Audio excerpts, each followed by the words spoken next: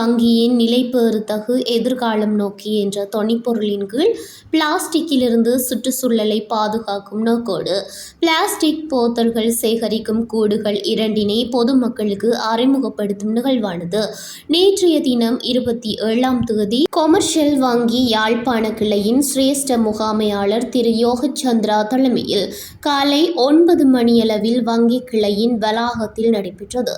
இந்நிகழ்விற்கு மத்திய சுற்றாடல் அதிகார சபையின் உதவி இயக்குனர் திரு லாரன்ஸ் கிறிஸ்டி ஆனந்த் மற்றும் உத்தியோகத்தர் திருமதி செந்தூரன், யாழ் மாநகர சபை தவிசாளர் திரு மயூரன், கொமர்ஷியல் வங்கியின் வட பிராந்திய முகாமையாளர் திரு ஏ ஜெயபாலன் மற்றும் வங்கி உத்தியோகத்தர்கள் கலந்து கொண்டனர்.